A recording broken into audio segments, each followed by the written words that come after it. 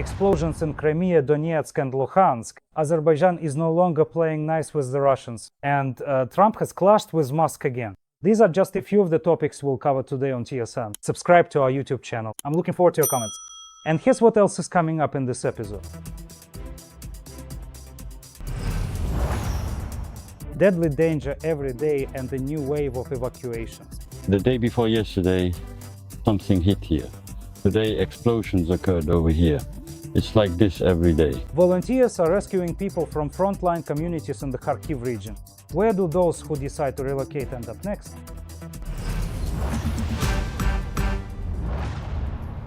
One enemy aircraft down. A Su-27 fighter jet crashed in Russia. The aircraft went down in the Nizhny Novgorod region. The loss of the plane has already been confirmed by propaganda sources. At the same time, they claim that both pilots managed to eject and that there is no damage on the ground. The cause of the plane crash has not yet been disclosed. More details have also emerged about the nighttime explosions in temporarily occupied Crimea at a Russian military site. Since last night, NASA satellites have detected a large fire south of the village of Kurort. Monitoring groups indicate that these are locations where Russian S-300 and S-400 surface-to-air missile systems are based. There are also rare Kasta-2E2A radar stations there. There are currently no details as to whether they were completely destroyed or only damaged. At the same time, there is confirmed information from the main intelligence directorate about other strikes on the peninsula. Our Boba drones destroyed the Pantsir S-1 missile and gun system, as well as the nearby SV Protivnik and Pechora 3 radar stations, and also a Su-30 aircraft, all of which were based in Saki and around Kurortne. Explosions also rang out the day before in temporarily occupied Donetsk. The head of the Ukrainian Center for Countering Disinformation wrote about operations against the Russians in the city seized by the enemy. Eyewitnesses began posting videos of the strikes in the area of the Donetsk metallurgical plant, where military production has most likely been set up. The occupiers also took a hit in Ukrainian Luhansk, which is under enemy control. There, Russian logistics went up in flames, reportedly due to strikes by Ukrainian drones. According to the Z channels, there were more than 20 such incidents. The Ukrainian military command has not yet commented on these explosions. Things were also tense in Izhevsk, Russia. Residents of the city are expressing surprise online about the explosions, particularly in the area of the electromechanical plant, one of the largest in Russia's military-industrial complex. It manufactures TOR and OSA anti-aircraft systems, as well as onboard equipment for missiles and drones. At least 2 explosions occurred at the plant, and hopefully Ukrainian drones inflicted significant damage on this facility. And of course, while all this was happening, the Russians declared a carpet operation around the local airport and Izhevsk itself. Do you remember the train with tank cars that was transporting fuel to the occupiers in the temporarily occupied territory of Zaporizhzhia a week ago? Here is a video showing how, on the 26th of June, special forces from the main intelligence directorate of Ukraine successfully attacked it with drones. At that time, at least 4, and according to some reports, even 11 tank cars were burned. The occupiers towed what was left to their rear and spent a week repairing the railway tracks. And today they sent a new freight train and it exploded again. This is the very train you see in the video. It was released by the Defense Intelligence of Ukraine, who stated, "We struck the enemy locomotive and paralyzed one of the key logistical routes of the Russians in the temporarily occupied Zaporizhzhia region." There are dead and wounded as a result of the missile strike on the Dnipropetrovsk region. The occupiers attacked the village of Holyapol with 2 Iskander-M ballistic missiles. This was reported by the Defense Forces of southern Ukraine. A cultural center and 2 shops were destroyed.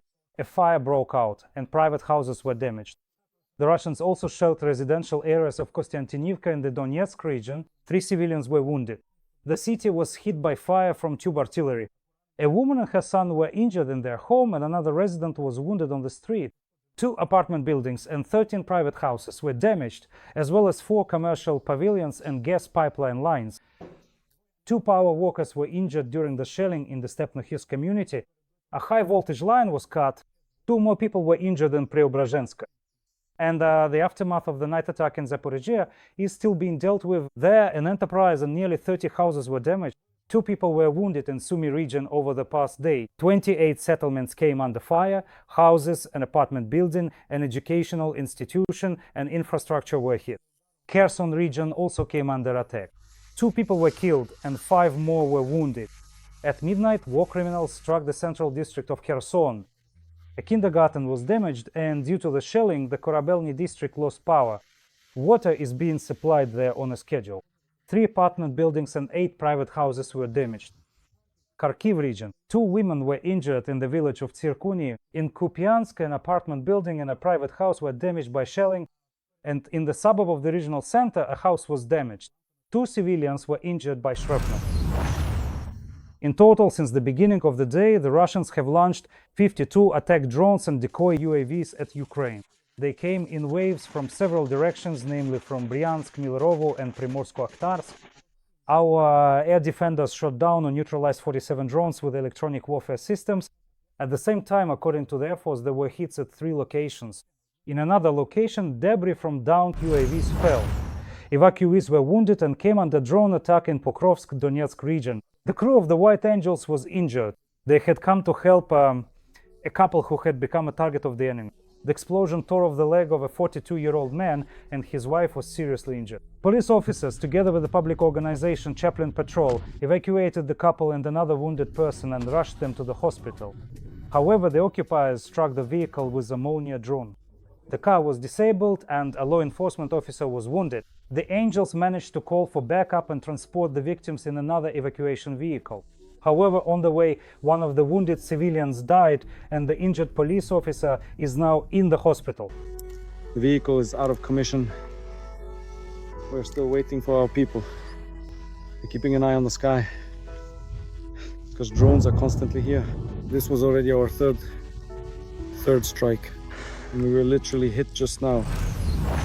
A new wave of evacuations in the Kharkiv region. Due to constant enemy attacks on frontline communities, people are leaving the Kupiansk district and surrounding villages. Every day, between 10 and 50 people leave dangerous areas.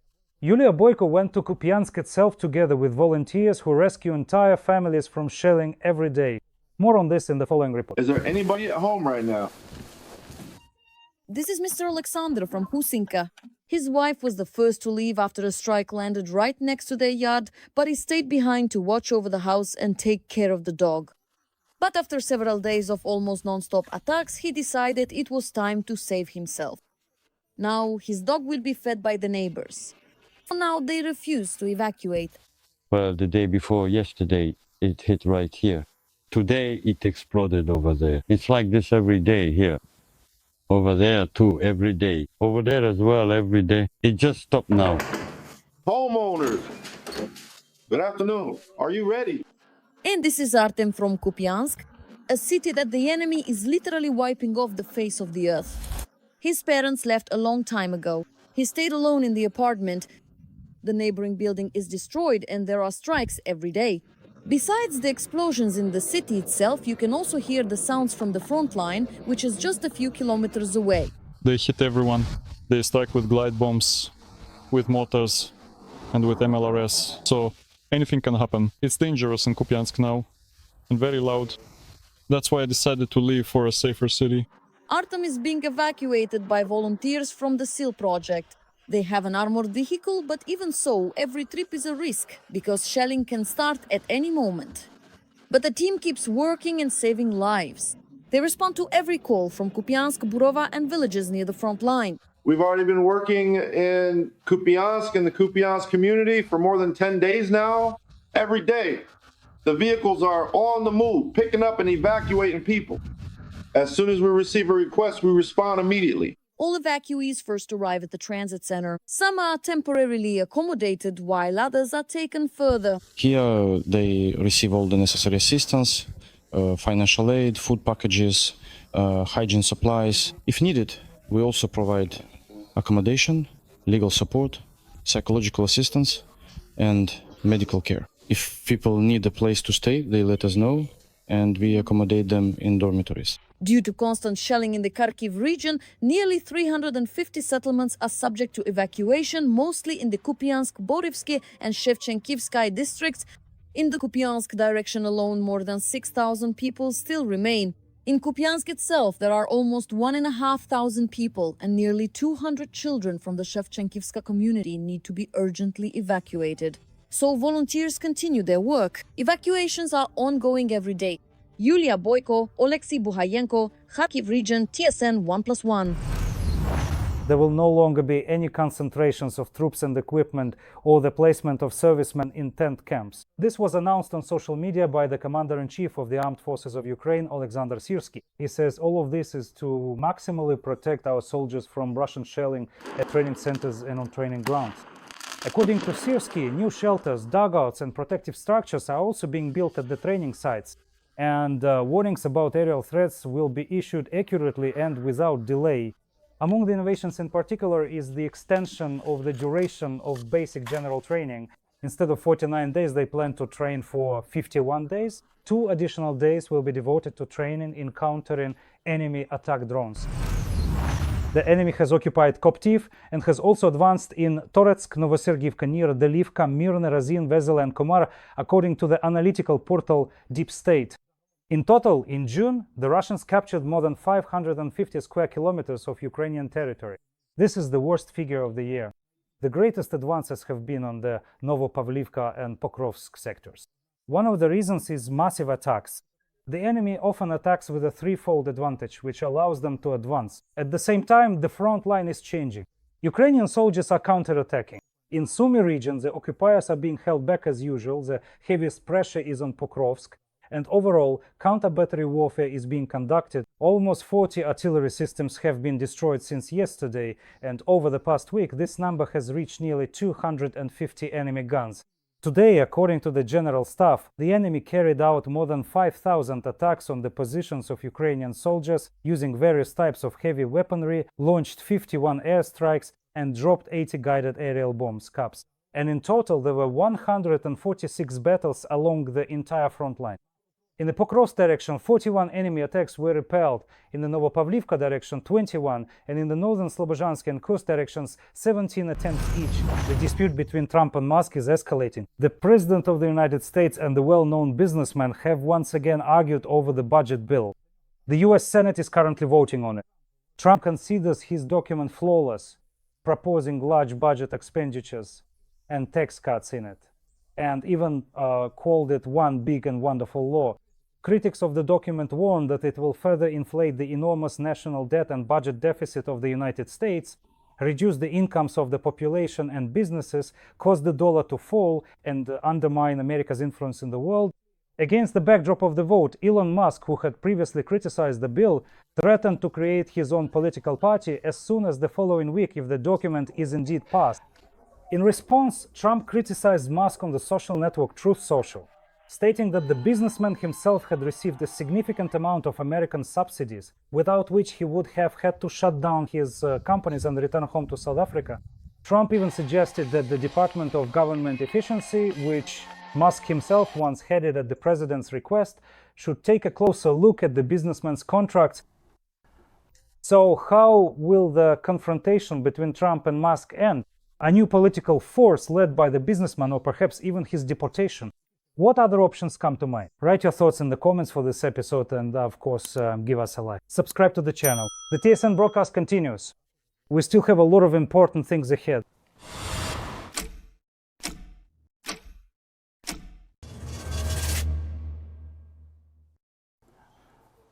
The conflict between Russia and Azerbaijan continues. Baku is detaining propagandists from the Russian Sputnik channel. In total, 7 people have already been arrested, and the case has been opened against the propaganda agency for fraud and illegal business activities. The day before, Baku decided to cancel all Russian cultural events in the country, both state-sponsored and private. They also cancelled the visit of Russian Deputy Prime Minister Alexei Overchuk to Azerbaijan and made it clear that other government officials would not be welcome either.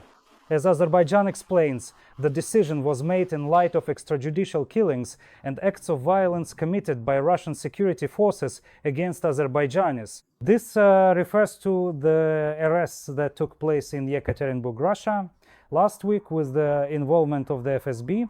Around 50 Azerbaijani citizens were imprisoned at that time, and 2 were killed as a result of the special operation. Because of this, Baku has opened a criminal case against the Russian security officers involved in the deaths of these people. Russian law enforcement denies everything and claims that the detainees are connected to criminal activity. Baku does not trust this version and has already summoned the Russian Chargé d'Affaires to the Ministry of Foreign Affairs. Last December, let me remind you, relations between the two countries had already begun to deteriorate. At that time, the Russian army shot down a passenger plane belonging to an Azerbaijani carrier, which was flying from Baku to Grozny and had to make an emergency landing at an airport in Kazakhstan. At that time, the president of Azerbaijan demanded that those responsible be held accountable, and later the period of stay for Russians in the country was reduced from 1 year to 90 days.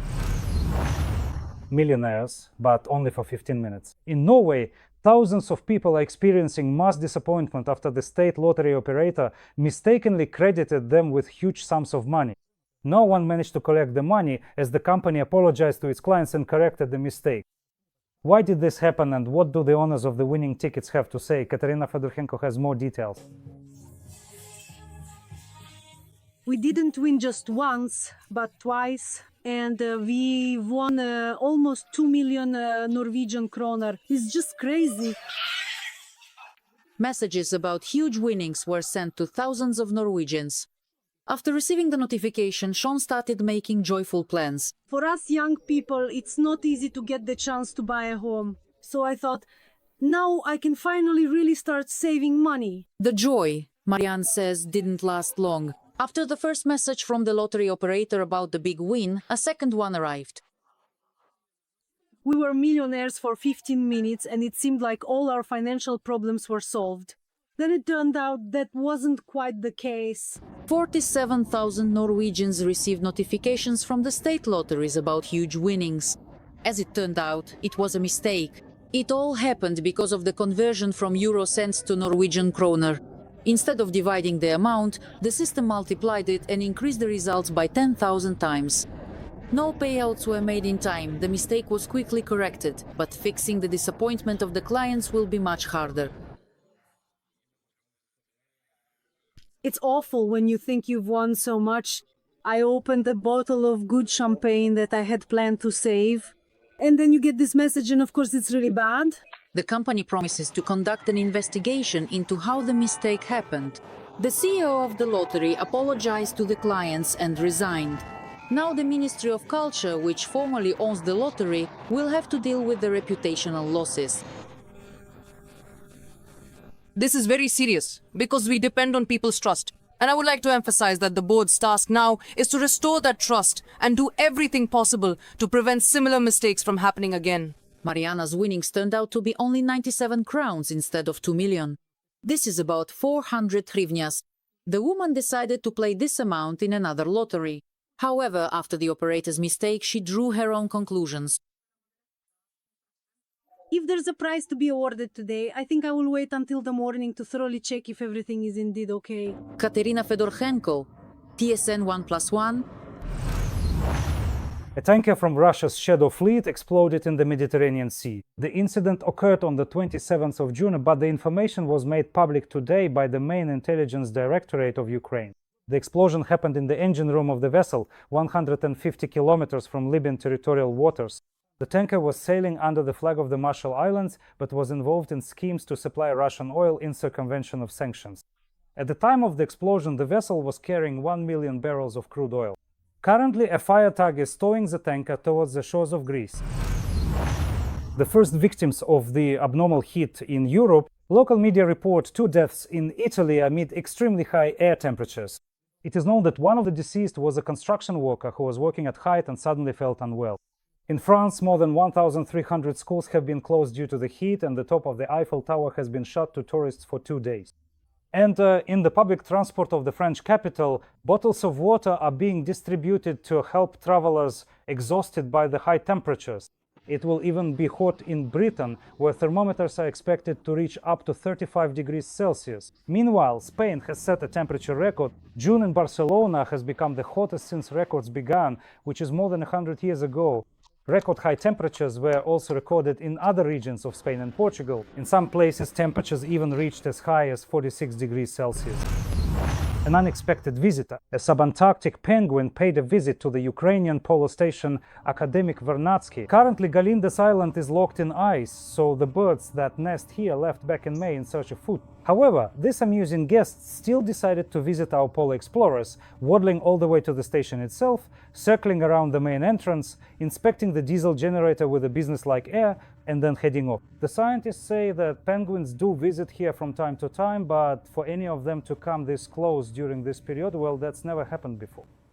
With that, I conclude this edition of TSN. I encourage you to write in the comments whether it's among your dreams to one day, even if just for a short while, find yourself in Antarctica and see penguins like these in person. And finally, as always, I urge you to subscribe to our channel and hit the notification bell so you don't miss anything interesting. Well, today was Tuesday, the first day of July, and these were the main events. Ukrainian bomber drones destroyed an enemy Pantsir S-1 missile and gun system near BSV, Protivnik and Pechora, 3 radar stations, as well as a Su-30 aircraft, all of which were based in Saki and around Kurortne. All of this happened in occupied Crimea. There were also likely strikes on enemy S-300 and S-400 systems. Explosions occurred in Luhansk and Donetsk. Among the targets was the Donetsk metallurgical plant, where enemy military production may be taking place. Locals reported drone strikes. There was unrest in Izhevsk, Russia as well. There were explosions at a plant there that manufactures anti-aircraft systems and components for drones.